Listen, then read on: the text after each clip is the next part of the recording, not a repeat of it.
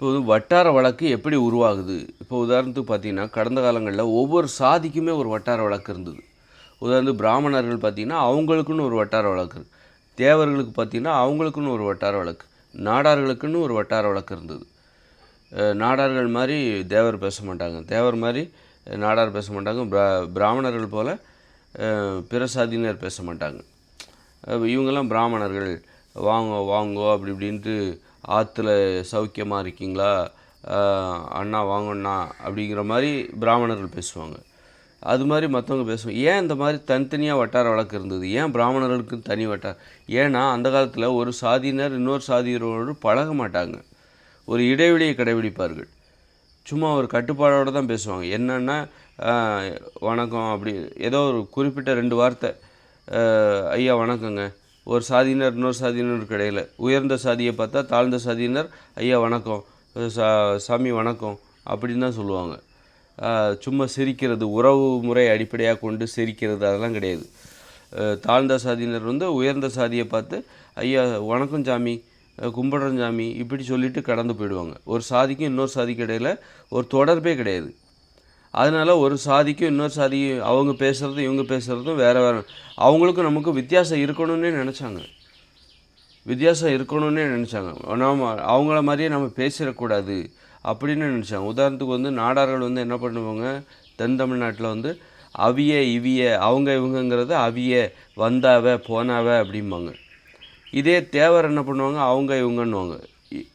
அவிய இவியன்னு தேவர் பேச மாட்டாங்க. ஏன்னா இப்போ நாடாரோடு சேர்ந்துருவாங்க, அப்போ நாடார் மாதிரியே நம்ம பேசுகிறோம் அப்படின்னு இவங்க நினச்சிடும். அதனால் நாடாருக்கும் நமக்கும் இடையில ஒரு வேறுபாட்டை எப்படி அவங்க வேறு இவங்க வேறுங்கிற உணர்வை இந்த வட்டார வழக்கில் தான் அவங்க தீர்மானிக்கிறாங்க. என்ன நீ நாடார் மாதிரியே பேசுகிற அப்படிங்கிற மாதிரி. தேவர்கள்லாம் நாடாரை கொஞ்சம் கீழாக நினைக்கிறது, அவன் நம்மளை விட தாழ்ந்தவர்கள் அப்படின்னு நினைக்கிறது. இன்றைக்கி அவங்க அப்படி இன்றைக்கி அவங்க பணம் சம்பாதிச்சு அவங்க தங்களை உயர்த்தி கொண்டார்கள். நாடார்கள் தேவர்கள் இந்த மாதிரி சாதி பெருமை பேசியே தாழ்ந்து போனார்கள். நாடார்கள் நல்லா பணம் சம்பாதிச்சு சாதி பெருமை பேசாமல் பணம் சம்பாதிச்சு தங்களை உயர்த்தி கொண்டார்கள். அதை விட்டுருவோம். அப்போது கடந்த காலங்களில் நாடார்களை தாழ்வாக நினைத்தார்கள், தேவர்கள் தங்களை உயர்வாக நினைத்தார்கள். நான் ஒரு ஊரில் வசிக்கிறேன், அங்கே தேவர் நாடார் இருந்தாங்க, அதை வச்சு நான் சொல்கிறேன். அப்போ அப்படி இருக்கும்போது தேவர்கள் நாடார்களோடு சேர மாட்டாங்க. அப்போ நாடார்கள் பேசுகிற மாதிரி தேவர் பேச மாட்டாங்க, பேசக்கூடாதுன்னு நினைப்பாங்க. அவங்கள கிண்டல் அடிப்பாங்க. நாடார்களுடைய பேச்சு வழக்கை கிண்டல் அடிப்பார்கள். நாடார்கள் அவிய இவியன்னு பேசுவாங்க, வந்தாவ போனாவான்னு பேசுவாங்க. வந்தாவ எங்கள் தாத்தா வந்தாவ, எங்கள் பாட்டி வந்தாவ அப்படின்னு பேசுவாங்க. அப்படின்னு சொல்லி என்ன நீ நாடார் போல் பேசுகிற அப்படின்னு சொல்லிட்டுலாம் அப்போது இந்த மாதிரி அவர்களைப் போல் நாம் பேசிவிடக்கூடாது அப்படின்னு ஒவ்வொரு சாதியினருமே தன்னை விட தாழ்ந்த சாதி யாரெல்லாம் இருக்காங்களோ அவங்கள மாதிரி நம்ம பேசிடக்கூடாது, அவங்ககிட்டருந்து நம்ம எதையுமே கற்றுக்கக்கூடாது. இந்த மாதிரி அந்த கற்றுக்கொள்கிற அந்த தாழ்ந்த சாதி என்று நினைப்பதால் கற்றுக்கொள்கிற அந்த வழக்கம் இல்லாமல் இருந்தது. தேவருக்குள்ளே தான் கற்றுப்பாங்க. எந்த ஒரு பேச்சு நடையாக இருந்தாலும் சரி, நமக்குன்னு ஒரு பேச்சு அப்படின்னு சொல்லிட்டு தேவருக்குள்ளேயே தான் எதை இருந்தாலும் கற்றுப்பாங்க. அந்த பேச்சில் இல்லை. நாடாருக்குள்ளே ஒவ்வொரு சாதியினரும் தங்களுக்குள்ளே தான் கற்றுக்கொள்வார்கள். இது கடந்த காலங்களில் இருந்தது. தங்களுக்குள்ளே கற்றுக்கொள்வார்கள். பிராமணர்களுக்குள்ளேயே தான் கற்றுக்கொள்வாங்க. கற்றுக் கொடுக்க கூட மாட்டாங்க, பிற சாதியினருக்கு கற்றுக் கொடுக்க கூட மாட்டாங்க. உதாரணம், ஒரு ஆசாரி இருக்கார், தச்சு தொழில் செய்கிற ஆசாரி. அவர் தனது தொழிலை கூட பிற சாதியினருக்கு கற்றுக் கொடுக்க மாட்டார், தன சாதியினருக்கு. அதுபோல் பிராமணர்கள் தனது தொழிலை தன சாதியினருக்கு தான் கற்றுக் கொடுப்பாங்க, ஒரு தேவருக்கு கற்றுக் கொடுக்க மாட்டாங்க. இப்படி எதுவாக இருந்தாலும் சரி, ஒரு உறவு முறையெல்லாம் அங்கே இருக்கவே இருக்காது. ஒரு சாதியினர் இன்னொரு சாதியினரிடையே ஒரு நட்பு இருக்காது. ஒரு சாதியினருக்கும் இன்னொரு சாதியினருக்கும் நட்பு இருக்காது. அதனால் எப்போவுமே ஒரு சாதியினர் இன்னொரு சாதியினரை பார்க்கும்போது அவங்க தாழ்ந்தவங்களா, நம்மளை விட தாழ்ந்த சாதியாக, யார் உயர்ந்த சாதி என்கிற அந்த பேச்சு தான் இருக்குமே தவிர, அதனால் ஒற்றுமை என்பது ஏற்படும். என்ன சாதியில் ஒரு சாதியினர் இன்னொரு சாதியை எப்படி பார்ப்பாங்க, அவங்க நம்மளோட உயர்ந்த சாதியாக தாழ்ந்த சாதியா? அப்போது இல்லை, நம்மளோட அவங்க உயர்ந்த சாதி. இப்போ தேவர் முதலியாரை எப்படி பார்ப்பாங்க, முதலியாரெலாம் நம்மளோட உயர்ந்த சாதி. பிள்ளைமார்களை எப்படி பார்ப்பாங்க, பிள்ளைமாரெலாம் உயர்ந்த சாதி அப்படின்னு தான் பார்ப்பாங்க. பிள்ளைமார் எப்படி தேவரை பார்ப்பாங்க, தேவமார் நம்மளோட தாழ்ந்த சாதி அப்படி. அப்போ அவங்ககிட்ட பழகக்கூடாது. இப்போ தேவமார் என்ன பண்ணுவாங்க, பிள்ளைமார் நம்மக்கிட்ட பழக மாட்டாங்களா அப்படின்னு எதிர்பார்ப்பாங்க. பிள்ளைமார் என்ன நினைப்பாங்க, அவங்க நம்மளோட தாழ்ந்த சாதி, அவங்ககிட்ட பழகக்கூடாது அப்படின்னு நினைப்பாங்க. பிராமணர்கள் என்ன நினைப்பாங்க, மற்ற சாதியினர்லாம் நம்மளோட தாழ்ந்த சாதி, அதனால் நம்ம இவங்ககிட்ட பழகக்கூடாது, பழகினாக்கா அந்த நம்ம உயர்ந்த சாதியினர் என்கிற உணர்வை இழந்து விடுவோம். நம்ம இப்போ நம்மளை விட தாழ்ந்த சாதியினரோடு பழகினால் இந்த பிராமணர்களே விட மாட்டாங்க. நீ என்ன அவங்க விடலாம் போய் பழகுற அப்படின்னு சொல்லிட்டு யாராவது ஒருத்தர் பழகணும்னு நினச்சா கூட விடவும் மாட்டாங்க.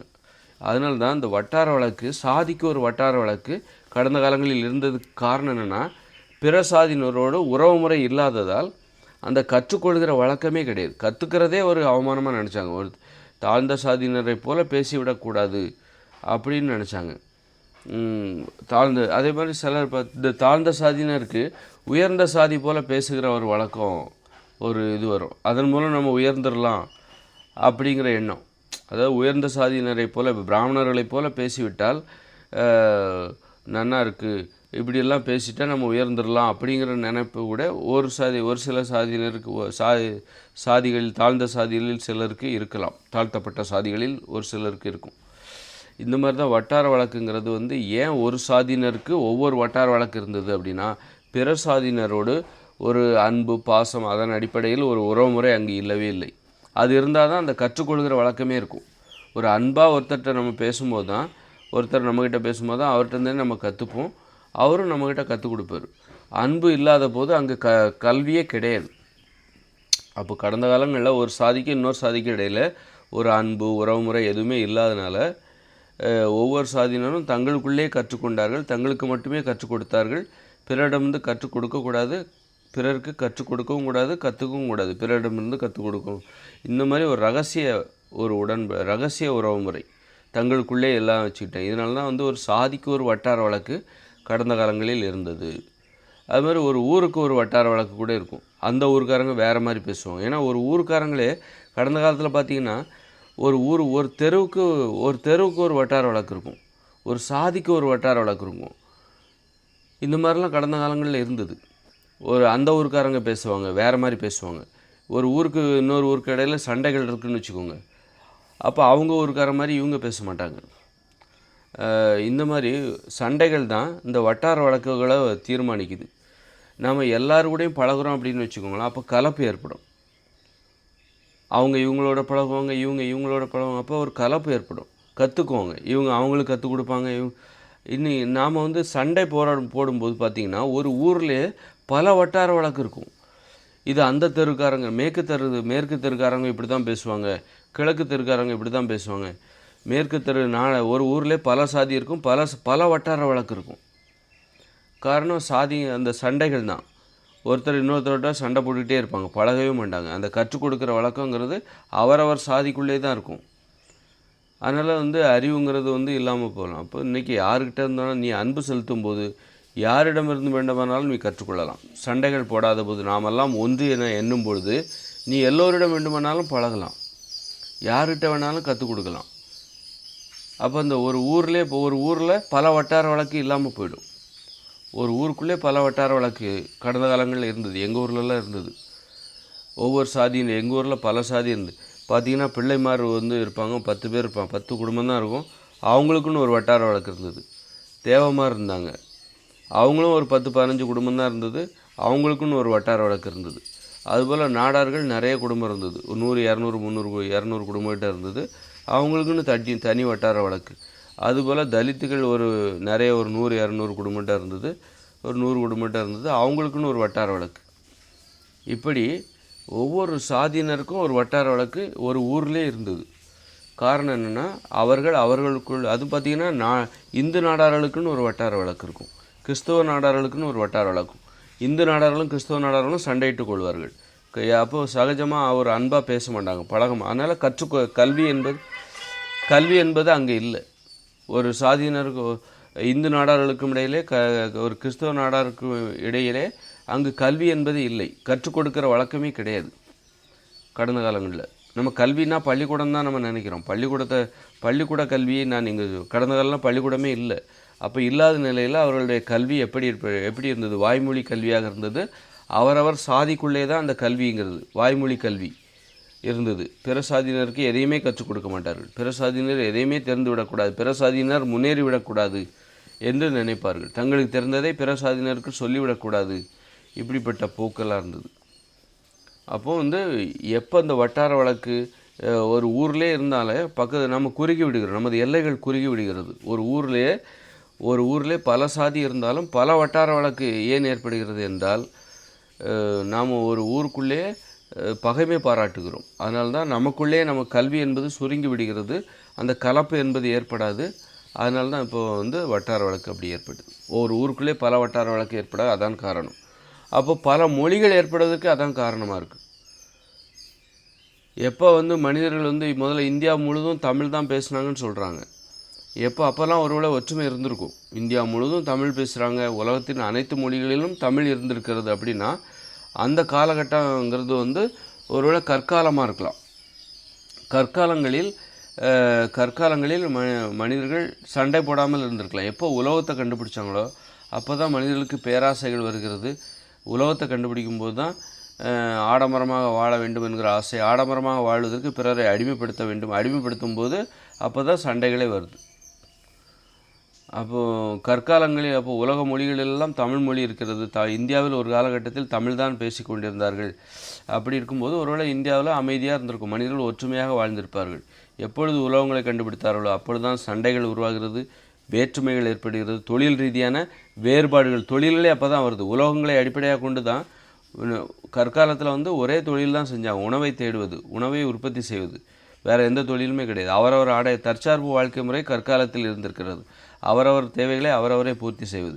எப்போ உலோகங்கள் கண்டுபிடிச்சாங்களோ அப்போ தான் வந்து உலோகத்தை அடிப்படையாக கொண்ட பல தொழில்கள் உருவாகிறது.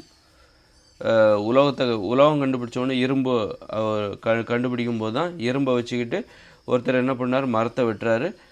மரத்தை வெட்டுவது ஒரு தொழிலாகிறது. வெட்டப்பட்ட மரத்திலிருந்து ஒருத்தர் கதவு ஜன்னல்லாம் செய்கிறாரு, அதை செய்வது ஒரு தொழிலாக மாறுகிறது. ஒருத்தர் சக்கரம் செய்கிறாரு, அதை செய்வது ஒரு தொழிலாக மாறுகிறது. அப்புறம் இரும்பு கருவிகளை செய்வதே ஒரு தனி தொழிலாக மாறுகிறது, கொல்லர் தொழிலாக அது மாறுகிறது. இப்படி அப்புறம் வந்து உலோகங்கள் தங்கம் கண்டுபிடிக்கிறாங்க, தங்கத்தை வைத்து கொண்டு ஆபரணங்கள் செய்வது தனி தொழிலாக மாறுகிறது. அப்போ இரும்பு கண்டுபிடிக்கும் போது இரும்பை வச்சுக்கிட்டு ஒருத்தர் பாறையை உடைக்கிறாரு, பாறையை உடைச்சி கல்லுகளை அது ஒரு தொழிலாக மாறுகிறது. அந்த கல்லுலேயே ஒருத்தர் சிலை செய்கிறாரு, அது ஒரு தனி தொழிலாக மாறுது. இப்படி அப்புறம் வந்து இரும்பை வச்சுக்கிட்டு அவங்க கலப்பைகளை செய்கிறாங்க, கலப்பையை வச்சு நிலத்தை உழுகிறார்கள். அப்போ விவசாயம் என்பது தனி தொழிலாக மாறுகிறது. இப்படி உலோகம் கண்டுபிடிச்சப்பட தான் பல தொழில்கள் உருவாகிறது. ஒவ்வொரு தொழிலை செய்கிறவர்களும் தங்களை தனி ஆளாக பிற தொழில் செய்வர்களுக்கு இடையில் வேற்றுமைகள் உருவாகிறது, சண்டைகள் அப்போ தான் வேற்றுமைகள் தான் சண்டைகள் உருவாகிறது. அப்போது உலோகம் கண்டுபிடிக்கப்பட்ட பிறகு தான் இந்த வேற்றுமைகள் உருவாகிறது, சண்டைகள் உருவாகிறது. அப்போ தான் இந்த தனித்தனி மொழியே உருவாகிருக்கும். அப்போ தான் தமிழ் மொழியெல்லாம் இந்தியா முழுவதும் பேசப்பட்டு வந்த தமிழ் மொழி அழிய தொடங்குகிறது, பல மொழிகள் உருவாகிறது. தமிழ் மொழி வந்து இப்போ கன்னடம், மலையாளம், தெலுங்கு, இப்படி பல மொழிகள் உருவாவதற்கு இந்த உலோகம் கண்டுபிடிக்கப்பட்ட பிறகு தான் இதெல்லாம் நடக்குது. ஏன்னா உலோகங்கள் கண்டுபிடிக்கப்பட்ட பிறகு தான் சண்டைகளே ஏற்படுகிறது. சண்டைகள் வேற்றுமைகளை ஏற்படுத்துகிறது. பிறரிடமிருந்து கற்றுக் கொடுக்க, பிறருக்கு நமக்கு என்ன வித்தியாசம், அவங்கள போல் நாம் இருக்கக்கூடாது, அவங்க பேசுகிற மொழியை நாமளும் பேசிகிட்டு இருக்கோம், அதுவே ஒரு அவமானம், அவங்ககிட்டருந்து நம்ம எதையுமே தெரிஞ்சுக்கூடாது, அவங்களுக்கு நாம் எதையுமே தெரியப்படுத்தக்கூடாது. ஒரு ரகசியத்தை கடைபிடிக்க ஆரம்பித்தார்கள். அந்த ரகசியத்தை விரும்ப ஆரம்பித்தார்கள். நமக்குள் உறவுமுறை, பேச்சு எல்லாமே ஒரு ரகசியமாக இருக்கணும், அப்போ ரொம்ப பாதுகாப்பாக இருக்கும். இப்போ வந்து அதனால என்ன, அப்போ தான் வந்து தனித்தனி மொழிகள் உருவாகுது, நிறைய மொழிகள் அதனால தான் ஏற்படுது. அப்போ பல மொழிகள் ஏற்பட்டதுக்கு காரணமே வந்து மனிதர்கள் இந்த சண்டைகள் தான். இன்றைக்கி பாருங்கள், இன்றைக்கி சண்டை போடாமல் இருக்கும்போது தான், இப்போ கடந்த காலங்களோட 50 வருஷத்துக்கு முன்னாடி சண்டை போட்டோம், இன்றைக்கி சண்டை போடாமல் இருக்கும்போது தான் எல்லாம் இந்த ஆங்கிலம் வந்து பரவிட்டு இருக்குது. உலகம் எல்லாம் ஒரு மொழி, உலகமயமாக்கல், ஒரே மொழி. இன்றைக்கி வந்து ஒரு மொழி வந்து பரவிட்டுருக்கு. நம்மெல்லாம் மற்றவங்கள்ட்ட பழகிறதுக்கு ஆங்கிலம் தேவைப்படுது. உலகத்தில் எங்கே வேணாலும் நீ பழச்சிக்கலாம், பழகலாம், அதுக்கு ஒரு மொழி போதும். அந்த ஆங்கில மொழி பரவுவதற்கு அதே தான் காரணமாக இருக்குது. நம்ம இன்றைக்கி சண்டை போடாமல் இருப்பதால் தான் இன்றைக்கி ஆங்கிலம் பரவுகிறது. நம்ம சண்டை போட்டோன்னு வச்சுக்கோங்க, நம்ம இன்றைக்கி அந்த பல மொழிகள் தான், அந்த கட்டமைப்பு தான் இருந்திருக்கும். அப்போ சண்டை போடாத போது ஒரு மொழி இது ஒரு மொழியாகி அந்த ஆங்கிலம் மனிதர்கள் அனைவரும் ஒருவர் பேசிக்கொள்வதற்கு வசதியாக ஒரு மொழி என்கிற அந்த ஆங்கிலம் என்பது அந்த இடத்தை பிடிக்கிறது. ஆனால் ஆங்கிலம் அதற்கு தகுதியான மொழியா, உறவுகளுக்கு தகுதியான மொழியா, அது தொழில் ரீதியான மொழி. இன்றைக்கி தொழில் தான் ரொம்ப முக்கியமாக இருக்குது. பணத்தை சம்பாதிப்பதற்கு ஆங்கிலம் மிகவும் உதவியாக இருக்கிறது. அப்போ அதனால் ஆங்கிலத்தை கற்றுக்கொள்வோம் என்று தங்கள் மொழியை இழக்கிறார்கள். அப்போ கடந்த கற்காலங்களில் மக்களுக்கு மனித உறவுகள் தான் பெரிதாக இருந்திருக்கு. கற்காலத்தில் மனிதர்கள் சண்டையிட்டு கொண்டிருந்திருக்கும், போரிட மாட்டார்கள். அப்போ ஆயுதமும் கிடையாது, மக்கள் போரிட வேண்டிய அன்றைக்கி ஆடம்பரமாகவும் வாழ முடியாது. உங்களுக்கு இரும்பாலான எந்த ஒரு கருவிகளும் இல்லைன்னா உங்களால் ஆடம்பரமாகவே வாழ முடியாது. உங்களால் ஒரு பாறையை உடைக்க முடியாது, ஒரு மரத்தை வெட்ட முடியாது. இப்படி இயற்கையை நீங்கள் எந்த விதத்திலும் சீர்திருத்த முடியாது. உங்களுக்கு தகுந்தாற்போல் மாற்றி ஆடம்பரமாக வாழ முடியாது. அப்படி இருக்கும்போது கற்காலத்தில் மனிதர்கள் சண்டையிட வேண்டிய அவசியமே இல்லை. அப்போ கற்காலத்தில் மனிதர்கள் உறவுகள் தான் பெரிதாக இருந்தது. உறவு தான் அவங்களுக்கு ரொம்ப சந்தோஷத்தை தரக்கூடியதாக இருந்தது. அப்போது அவங்க என்ன பண்ணுவாங்க, அப்போது மொழியை தான் இப்போ வேற்றுமையை விரும்ப மாட்டாங்க, பிறரோட அன்பு செலுத்துவதை தான் விரும்பி இருப்பார்கள். அப்பொழுது தான் தமிழ் மொழி இந்தியா முழுவதும் பரவி இருக்கிறது, உலகம் முழுவதும் பரவி இருக்கிற அந்த வாய்ப்பு கூட இப்போ தமிழ் மொழிக்கு இருந்திருக்கு. எப்போ உலகங்கள் கண்டுபிடிச்சாங்களோ அப்போ தான் வேற்றுமைகள் வருகிறது. வேற்றுமைகள் வரும்பொழுது சண்டைகள் வருகிறது. ஒரு ரகசியம் கடைபிடிக்க தொடங்கினார்கள். அவர்களுக்கும் நமக்கும் இடையில் நம்மிடமிருந்து அவர்கள் எதையுமே கற்றுக்கொள்ளக்கூடாது அப்படிங்கிற அந்த உணர்வு தான் பிற்காலங்களில் மொழியை கண்டுபிடிக்கிறார்கள். நிறைய மொழியை கண்டுபிடிக்கிறதே ஒரு திறமையாக பார்க்கப்பட்டது. எப்படி இவ்வளோ மொழிகளை கண்டுபிடிச்சாங்க? ஏன்னா ஒரு மொழியை ஒருத்தர் ஒரு மொழியை கண்டுபிடிக்கிறதே ஒரு திறமையாக பார்க்க ஆரம்பிச்சிட்டார். இப்போ நான் பல்பை கண்டுபிடிக்கிறேன் அப்படிங்கிறது ஒரு காலத்தில் கண்டுபிடிக்கிறது. இன்றைக்கி நம்ம நிறைய கண்டுபிடிக்கணும், எதையாவது கண்டுபிடிக்கணுங்கிற அந்த எண்ணத்திற்கு நமக்கு நிறைய வாய்ப்புகள் இருக்குது. எதையாவது கண்டுபிடிக்கணும் அப்படிங்கும்போது நான் ஏதாவது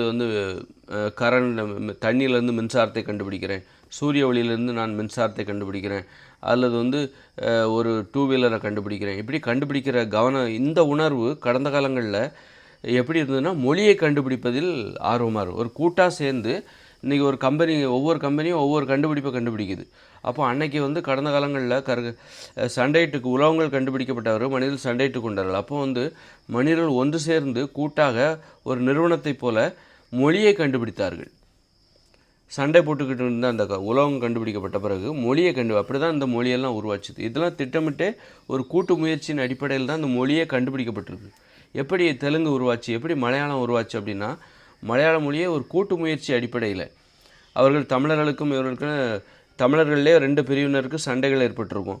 ஒரு பிரிவினர் நிறைய பிரிவுகள் ஏற்பட்டிருக்கும். தமிழர்களே இந்தியா முழுவதும் தமிழர்கள் தான் இருந்தாங்க.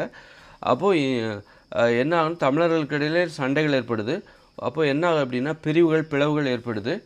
இவங்க கூட்டாக சேர்ந்து என்ன பண்ணுறாங்க, தெலுங்கை கண்டுபிடிக்கிறாங்க, மலையாளத்தை கண்டுபிடிக்கிறாங்க, உருது மொழியை துளு மொழியை கண்டுபிடிக்கிறாங்க, கன்னடத்தை கண்டுபிடிக்கிறாங்க. கன்னடத்திலே ஏகப்பட்ட இன்னும் நிறைய உட்பிரிவுகளில் நிறைய மொழி இருக்குது. இப்படி சண்டைகள் வேற்றுமைகளின் போது தான் சண்டைகளின் போது தான் மனிதர்கள் இந்த மாதிரி திட்டமிட்டே ஒரு நிறுவனம் எப்படி தங்களுக்குன்னு ஒரு தயாரிப்பை கண்டுபிடிப்பார்களோ அதுபோல் அந்த காலத்தில் கண்டுபிடிக்கிறதுக்கு வேறு வழியே இல்லை, மொழியை தான் கண்டுபிடிக்கணும். மொழியை தான் அந்த காலத்தில் கண்டுபிடிப்பாங்க சண்டையிடுவதற்கு. அப்போ அந்த காலத்தில் கண்டுபிடிக்க வேண்டும் என்கிற அந்த உணர்வுக்கு அன்னைக்கு கிடைச்சது மொழி தான். நீ எதையாவது கண்டுபிடிக்கணுமா, மொழியை கண்டுபிடி. வேறு எந்த வகையிலையும் நீ ஒரு வாகனத்தை கண்டுபிடிக்க முடியாது.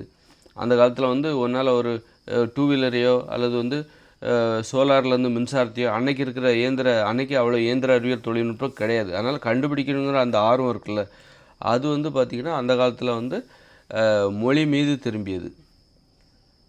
இதன் மூலம் அன்றைக்கி சண்டை போடணுங்கிற எண்ணம் அதிகமாக இருந்தது. பிறரிடமிருந்து தன்னை வேறுபடுத்தி கொள்ள வேண்டும், அவர்களுக்கும் நமக்கு எந்த உறவும் வந்துவிடக்கூடாது என்கிற அந்த எண்ணம் இருந்தது. அதனால தான் நாம் என்ன பேசிக்கொள்கிறோம் என்பது அவர்களுக்கு தெரியக்கூடாது. அந்த மாதிரியான அவர்களுக்கும் நமக்கும் காதல் ஏற்பட்டு விடக்கூடாது, நட்பு ஏற்பட்டு விடக்கூடாது. அப்போ நமக்குன்னு ஒரு மொழி இருந்துச்சுன்னா காதல் ஏற்படுறதுக்கு வாய்ப்பே இல்லை, நட்பு உறவு ஏற்பட வாய்ப்பே இல்லை. அப்படிங்கிற அந்த ஒரு பகைமை உணர்ச்சி தான் எதுக்கு காரணமாக இருந்தது. பகைமை உணர்ச்சி தான் இந்த மாதிரி மொழிகள் உருவாவதற்கு காரணமாக இருந்திருக்கிறது. உறவு தான் பெருசு அப்படின்னு நினச்சிருந்தாங்கன்னா இந்த மொழியை உருவாக்கியிருக்க மாட்டாங்க. நாம் வேறு மொழி அவங்க வேறு மொழி பேசினாக்கா அவங்களும் பேசிக்க முடியாது, காதல் ஏற்படாது, நட்பு ஏற்படாது. அதனால் இன்னொரு மொழியை உருவாக்காத அப்படின்னு நினச்சிருப்பாங்க. அன்றைக்கி உறவு தான் பெருசுங்கிறது கற்காலத்தில் இருந்தது. அப்போ கற்காலத்தில்தான் இந்தியா முழுவதும் தமிழ் மொழி பேசப்பட்டிருக்குது. உலகத்தின் அனைத்து மொழிகளிலும் தமிழ் மொழியின் பாதிப்பு இருக்கிறது. அப்போ இந்தியாவிலேருந்து தான், தமிழ்நாட்டிலேருந்து தான் இந்தியா முழுவதும் பரவுகிறார்கள். உலகம் முழுக்கவே மனிதர்கள் பரவுகிறார்கள். அப்போது இந்த மாதிரி இன்னும் பார்த்தீங்கன்னா வச்சுக்கோங்க, ஏன் மனிதர்கள் உலகம் முழுக்க பரவுகிறாங்க, ஒரு இடத்துல ஏன் இருக்காமல்? முதல்ல மனிதர்கள் தமிழ்நாட்டில் இருக்காங்க, தமிழ்நாட்டில் உருவாகிறாங்க. தென் தமிழ்நாட்டிலேருந்து தான் குரங்கிலிருந்து மனிதர்கள் உருவாகிறார்கள். அப்புறம் தமிழ்நாடு முழுவதும் பரவுகிறார்கள். அப்படி இந்தியா முழுவதும் பரவுகிறார்கள். அது மக்கள் தொகை அதிகமாகுது, இந்தியா முழுவதும் பரவுகிறாங்க. உலகம் முழுவதும் பரவுறதுக்கு காரணம் என்னவாக இருக்கும்? அவரோட சண்டைகளாக இருக்கலாம். உலகங்கள் கண்டுபிடிக்கப்பட்ட பிறகு தான் உலகம் முழுவதும் அவர்கள் பரவுகிறார்கள். உலகத்தின் உதவியினால் உலகம் முழுவதும் அவர்கள் பரவுகிறார்கள். உலகத்தை வச்சுக்கிட்டு தான் சிங்கம், புலி போகிற வழியில் சிங்கம் வரும், புலி வரும், அவைகளை எதிர்கொண்டு நம்ம உலகம் முழுவதும் பரவுவதற்கு இந்த உலகங்கள் ஒரு காரணமாக இருக்கிறது. இப்படி பல மொழிகள் உருவாகிறதுக்கே காரணம் ஒரு மொழியாக தான் உலகம் முழுக்கவே இருந்திருக்கு. ஒரு மொழி தான். ஏன்னா உறவுமுறை தான் முக்கியம்னு நினைக்கிற காலகட்டத்தில் ஒரு மொழி இருக்கிறது தான் நமக்கு நல்லது. யார்கிட்ட வேணாலும் உதவி கேட்டுக்கலாம். அப்போது எப்போ கற்காலம் முடிவு பெற்று உலகங்கள் கண்டுபிடிக்கப்படுகிறதோ அப்போ தான் நிறைய தொழில்கள் உருவாகிறது. ஒவ்வொரு தொழிலும் ஒவ்வொரு சாதியை உருவாக்குகிறது, ஒவ்வொரு குழுக்களை உருவாக்குகிறது. ஒரு குழுவுக்கு இன்னொரு குழுவுக்கு இடையில் சண்டைகள் உருவாகிறது. ஒரு குழுவினர் தங்களுக்குன்னு இன்னொரு குழுவினருக்கு எதையும் கற்றுக் கொடுக்க மாட்டார்கள். அப்படி இருக்கும்போது ஒவ்வொரு குழுவினருக்கும் இடையில் ஒரு வட்டார வழக்கு தனி மொழியாக மாறுகிறது. ஒரு மொழி முதல்ல ஒரு தனி வட்டார வழக்கு தான், அதுதான் தனி மொழியாக மாறுகிறது. அப்போது அந்த காலத்தில் கண்டுபிடிக்கப்படுவதற்கு வேறு எதுவுமே கிடையாது. இயந்திர அறிவியல் தொழில்நுட்பம் கடந்த காலங்களில் கிடையாது. 2000, 3000, 5000 வருஷத்துக்கு முன்னாடி, ஒரு 2000 வருஷத்துக்கு முன்னாடி. அப்போது கண்டுபிடிக்க வேண்டும் என்கிற எண்ணத்துக்கு தீனியாக கிடைச்சது இந்த மொழி தான். நமக்குன்னு ஒரு மொழியை உருவாக்குவோம், நமக்குன்னு நாமெல்லாம் சேர்ந்து மலையாளத்தை உருவாக்குவோம். அப்போது தமிழர்களுக்கும் இடையில் நமக்கு இடையில் பேச்சுவார்த்தை இருக்காது, அவங்க நம்மக்கிட்ட பழக முடியாது. இது ஒரு நல்ல ஒரு பாதுகாப்பு, ஒரு வேலி. மொழி என்பது ஒரு வேலி. இந்த மாதிரி ஒவ்வொரு குழுக்களும் இன்னொரு குழுக்கினர் கன்னட மொழியை உருவாக்குகிறார்கள், இன்னொரு குழுக்கினர் துளு மொழியை திட்டமிட்டு உருவாக்குகிறார்கள். அன்னைக்கு யார் வேணாலும் கண்டுபிடிக்கணும் அப்படின்னா போய் மொழியை தான் கண்டுபிடிப்பாங்க. இன்றைக்கி நான் மருத்துவத்துறையில் கண்டுபிடிக்கிறேன், இன்றைக்கி இன்ஜினியரிங், உனக்கு இங்கே வாய்ப்பு இருக்குது, இயந்திர அறிவியல் தொழில்நுட்பம் இருக்குது. நான் ஒரு 2 வீலரை கண்டுபிடிக்கிறேன், நான் ஒரு மிக்சியை கண்டுபிடிக்கிறேன். இன்றைக்கி இந்த கண்டுபிடிக்கணுங்கிற எண்ணம் இருக்குல்ல, இது கடந்த காலத்தில் எப்படி இருந்தது அப்படின்னா, அன்றைக்கி இயந்திர அறிவியல் தொழில்நுட்பம் இல்லாதனால மொழியைத்தான் கண்டுபிடித்தார்கள். எல்லாருடைய கவனம், எல்லாரும் ஒன்று சேர்ந்து ஒரு மொழியை கண்டுபிடிச்சாங்க. நம்மளுக்குன்னு ஒரு எழுத்து வழக்கை உருவாக்குவோம், நமக்குன்னு வார்த்தை, இதெல்லாம் நாம் பேசுகிற மொழி, அவங்கள மாதிரி நம்ம பேசக்கூடாது. ஒரு ஒரு தலித்துகளைப் போல் பிராமணர்கள் பேசக்கூடாது, அதுபோல் தமிழர்களைப் போல் தெலுங்கர்கள் பேசக்கூடாது, மலையாளிகள் பேசக்கூடாது, மலையாளிகளைப் போல் தமிழர்கள் பேசக்கூடாது. ஏன்னா மலையாளிகளுக்கும் தமிழர்களுக்கும் ஒரு பகைமை இருந்திருக்கும். அந்த பகைமை தான் அந்த கலப்பு ஏற்படாமல், கல்வி கற்றுக் கொடுப்பதும் கற்றுக்கொள்வதும் ஏற்படாமல் பார்த்து கொண்டது.